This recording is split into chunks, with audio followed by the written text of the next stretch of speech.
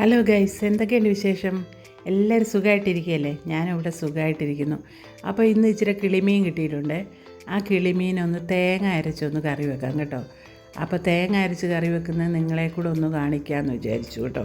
അപ്പോൾ ഈ കിളിമീനുണ്ടല്ലോ, ചില സ്ഥലത്തൊക്കെ എന്താ പൂച്ചേനെ കൊല്ലി, പുതിയാപ്പിളക്കോര എന്നൊക്കെ, മലപ്പുറത്തൊക്കെ പുതിയാപ്പിളക്കോര, പൂച്ചേനെ കൊല്ലി എന്നൊക്കെ പറയും കേട്ടോ. ഞങ്ങളൊക്കെ പറയുന്ന കിളിമീൻ തന്നെയാണ്. അപ്പോൾ ഇത് നല്ല കിളിമീനാണ്, ഫ്രഷായ കിളിമീൻ. ഒരു 1/2 കിലോ ഉണ്ട്. അത് നന്നായിട്ട് കഴുകി വൃത്തിയാക്കി വെട്ടിയൊക്കെ എടുത്ത് വെച്ചിട്ടുണ്ട് കേട്ടോ. അധികം വലുതൊന്നുമല്ല, ഇച്ചിരി കുഞ്ഞതാണ് കേട്ടോ. അതിൻ്റെ കൂടെ എടുത്ത് വെച്ചിരിക്കുന്ന 1 കപ്പ് തേങ്ങയാണ്. തേങ്ങ അരച്ചാണ് വയ്ക്കുന്നത്. പിന്നെ എടുത്ത് വെച്ചിരിക്കുന്ന ഒരു ഇഞ്ചി, ഒരു കഷ്ണം ഇഞ്ചി അരിഞ്ഞ് വെച്ചിട്ടുണ്ട്. ഒരു 10-15 വെളുത്തുള്ളി, ഒരു പച്ചമുളക്, ഒരു കുഞ്ഞ് സവാള, പിന്നെ ഒരു പകുതി മാങ്ങ എടുത്ത് വെച്ചിട്ടുണ്ട്. പിന്നെ കറിവേപ്പില, മഞ്ഞൾ, ഒരു ചെറിയ കഷ്ണം പുളിയും കൂടെ എടുത്ത് വെച്ചിട്ടുണ്ട്, കുഞ്ഞ് കഷ്ണം കറിവേപ്പില എടുത്ത് വെച്ചിട്ടുണ്ട്. പിന്നെ മഞ്ഞൾപ്പൊടി, മുളക് പൊടി, ഇത്രയൊക്കെ മതി കേട്ടോ. അപ്പം ഈ തേങ്ങ അരച്ച മീൻകറി ഭയങ്കര ഇഷ്ടമാണ് കേട്ടോ. ഇവിടെ ജോസിയാന് ഭയങ്കര ഇഷ്ടമാണ്. അപ്പോൾ നമുക്ക് ഈ തേങ്ങ ഒന്ന് അരച്ചെടുക്കാം. അതിന് വേണ്ടി ഒരു മിക്സിയുടെ ജാർ എടുത്ത് വെച്ചു. അതിലേക്ക് 1 കപ്പ് തേങ്ങ ഇട്ട് കൊടുത്തിട്ടുണ്ട് കേട്ടോ. തേങ്ങ ഇട്ട് കൊടുത്തതിന് ശേഷം പിന്നെ നമുക്കതിലേക്ക് ഇട്ട് കൊടുക്കേണ്ടത് മുളക് പൊടിയാണ്. ഒരു 2 ടേബിൾ സ്പൂൺ മുളക് പൊടി ഇട്ട് കൊടുക്കുന്നുണ്ട് കേട്ടോ. ഒത്തിരി എരിവൊന്നും വേണ്ട. അതുകൊണ്ട് ഒരു 1.5 ടേബിൾ സ്പൂൺ, 2 ടേബിൾ സ്പൂൺ മുഴുവനായിട്ടില്ല, ഒരു 1.5 ടേബിൾ സ്പൂണിന് മുകളിലുണ്ട് കേട്ടോ. അത്രയും മുളക് പൊടി ഇട്ട് കൊടുത്തു. പിന്നെ ഒരു പിഞ്ച് 1/2 ടീസ്പൂൺ മഞ്ഞൾപ്പൊടിയും കൂടി ഇട്ട് കൊടുത്തു കേട്ടോ. എന്നിട്ട് പിന്നെ അതിലേക്ക് നമുക്ക് പിന്നെ വേണ്ടുന്നത് എന്താണെന്ന് വെച്ചാൽ ഇച്ചിരി വെളുത്തുള്ളി ഇട്ട് കൊടുക്കാം. ഒരു 3-4 അല്ലി വെളുത്തുള്ളി ഇട്ട് കൊടുക്കാം.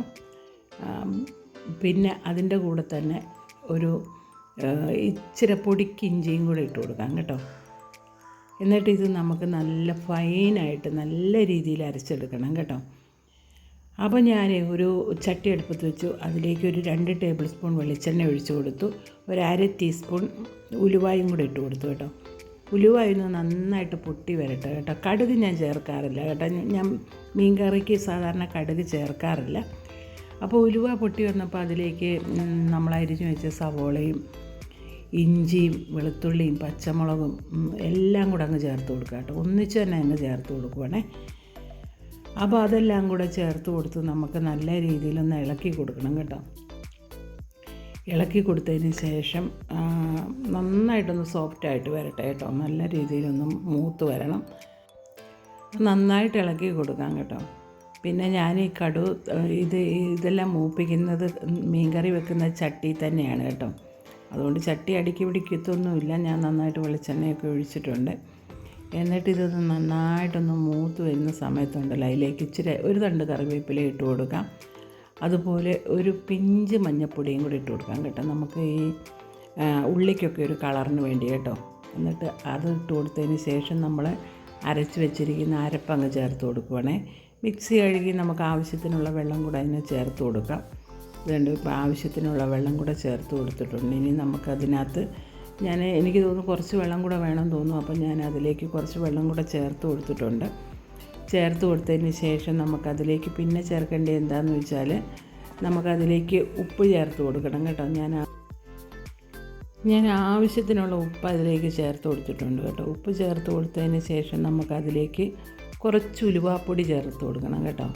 ഉലുവാപ്പൊടിയും ചേർത്ത് കൊടുത്തു. അതിൻ്റെ കൂടെ തന്നെ നമുക്ക് വേണമെങ്കിൽ കുറച്ച് കായപ്പൊടി ചേർത്ത് കൊടുക്കാം കേട്ടോ. ഞാൻ സാധാരണ മീൻ കറിക്കകത്ത് ഞാൻ കായപ്പൊടി ചേർക്കാറുണ്ട്. അപ്പോൾ ഒരു പിഞ്ച് കായപ്പൊടിയും കൂടെ ചേർത്ത് കൊടുത്തു. കായപ്പൊടിയും കൂടെ ചേർത്ത് കൊടുത്തതിന് ശേഷം ഇതൊന്ന് നന്നായിട്ടൊന്ന് ഇളക്കാം കേട്ടോ. അതിൻ്റെ കൂട്ടത്തിൽ ഞാൻ മാങ്ങായും കൂടെ ഇട്ട് കൊടുത്തിട്ടുണ്ട് കേട്ടോ. പക്ഷേങ്കിൽ മാങ്ങ ഇട്ട് കൊടുത്ത ആ വീഡിയോ ഇതിനകത്ത് വന്നിട്ടില്ല എന്ന് തോന്നുന്നു. മാങ്ങായും കൂടെ ഇട്ട് കൊടുത്തു. മാങ്ങായും കൂടെ ഇട്ട് കൊടുത്തിട്ട് ഞാൻ ഉപ്പൊന്ന് നോക്കിയായിരുന്നു കേട്ടോ.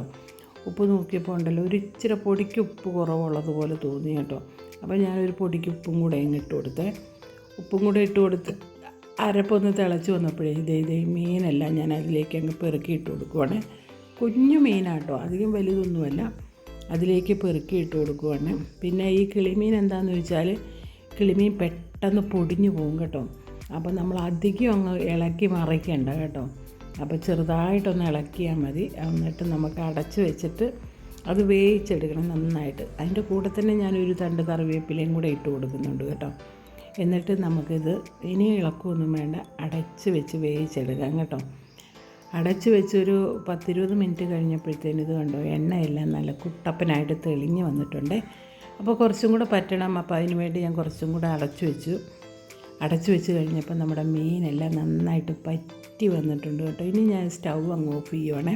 ഇതുണ്ടോ, നല്ല രീതിയിൽ മീൻകറി സെറ്റായിട്ട് വന്നിട്ടുണ്ട് കേട്ടോ. ഇതുണ്ടോ.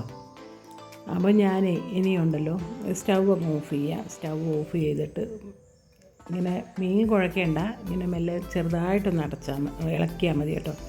എന്നിട്ട് ഞാൻ അടച്ചു വെച്ചത് മീനൊന്ന് ആറി വന്നപ്പം കണ്ടോ, മീനിൻ്റെ ഭംഗി കണ്ടോ, നല്ല ടേസ്റ്റായിട്ടുള്ളൊരു മീൻ കറിയാണ് കേട്ടോ. നല്ലവണ്ണം എണ്ണയൊക്കെ തെളിഞ്ഞ് വന്ന് നല്ല ഭംഗിയായിട്ടിരിപ്പുണ്ട് കേട്ടോ. അപ്പോൾ ഇതേപോലെ തേങ്ങ അരച്ച് മീൻ കറി വെക്കുന്ന പലർക്കും ഇഷ്ടമായിരിക്കും. പക്ഷേങ്കിൽ ഞാൻ അങ്ങനെ തേങ്ങ അരച്ച് മീൻ കറി വെക്കാറില്ല. ഇപ്പം ചോദിച്ചാൽ പറയുന്നുണ്ട് തേങ്ങ അരച്ച് മീൻ കറി വെക്കണമെന്ന്. അപ്പോൾ ഇത് കണ്ടോ, നല്ല സൂപ്പറായിട്ടുള്ളൊരു മീൻ കറിയാണ്. നല്ല ടേസ്റ്റാണ് കേട്ടോ. അപ്പത്തിനാണേലും പൊറോട്ടയ്ക്കാണേലും ചപ്പാത്തിയുടെ കൂടെയൊക്കെ ചോറിൻ്റെ കൂടെയും കഴിക്കാൻ നല്ല ടേസ്റ്റാണ്. അപ്പോൾ മീൻകറി ഇഷ്ടപ്പെടുവാണെങ്കിൽ ലൈക്ക് ചെയ്യാനും കമൻറ്റ് ചെയ്യാനും മറക്കണ്ട. അടുത്ത വീഡിയോയുമായിട്ട് ഉടനെ വരും. Thank you.